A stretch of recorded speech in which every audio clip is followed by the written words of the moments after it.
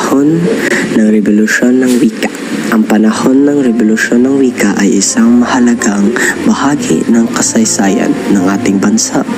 Ito ay ang panahon kung kailan nagsimula ang pag-usbong ng ating sariling wika, ang Tagalog, mula sa mga panahong nakalipas.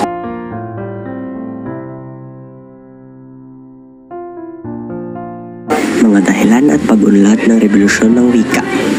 Una, paghahangad ng kalayaan. Ang pagnainis na magkaroon ng sariling pagkakakilanlan at kalayaan mula sa kolonyalismong Espanyol ang nagtulak sa mga Pilipino na gamitin ang kanilang sariling wika.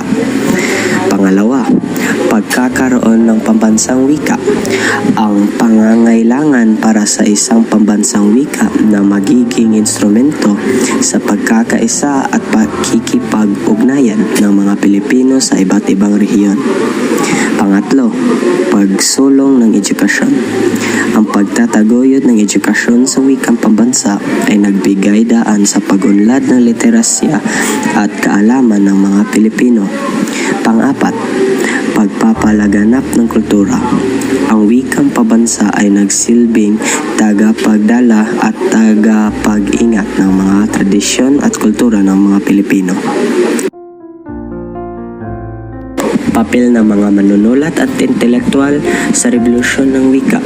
Tagapagtaguyod, mga kilalang manunulat tulad ni Jose Rizal, Marcelo H. del Pilar at Andres Bonifacio na nagamit ang kanilang mga sulatin upang magising ang damdamin ng mga Pilipino at hikayatin sila na lumaban para sa kalayaan. Tagapagpaunlad, sila ang nag-ambag sa pagpapayaman ng wikang Tagalog at nag-ipon ng mga salita at parirala upang mapaunlad ang bokabularyo ng wika. Tagapagpalaganap, sila ang nagpalaganap ng wikang Tagalog at pamamagitan ng mga akta, talumpati at iba pang anyo ng sining na nagbigay inspirasyon ng mga Pilipino na gamitin ang kanilang sariling wika. Epekto ng Rebolusyon ng Wika sa lipunan at kultura, pagkakaisa at pambansang pagkakakilanlan. Nagbigay daan sa pagkakaisa ng mga Pilipino at ibang rehiyon na nagpapalakas ng pambansang pagkakakilanlan at pagmamahal sa sariling bansa. Pag-unlad ng sining at panitikan.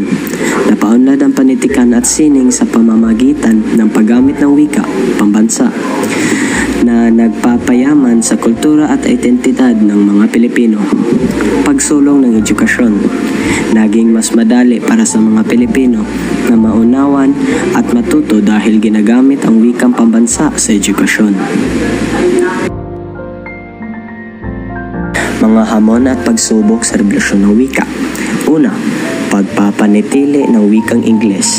Ang impluwensya ng wikang English ay patuloy na isang hamon sa pagpalaganap at paggamit ng wikang bansa. Pangalawa, pagkakaiba-iba ng wika. Ang pagkakaroon ng iba't ibang dialekto at wika sa iba't ibang rehiyon ay nagiging hadlang sa pagkakaunawan at pagkakaisa. Pangatlo, pag-usbong ng bagong teknolohiya.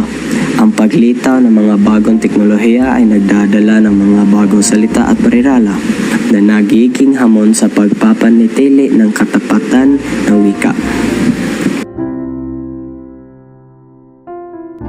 Patuloy na pag-unlad at pag-asa na Rebolusyon ng Wika. Pagpapalaganap, pagtataguyod ng edukasyon sa wikang pambansa. Pagpapaunlad, pagpapayaman ng bokabularyo at paglikha ng mga bagong salita.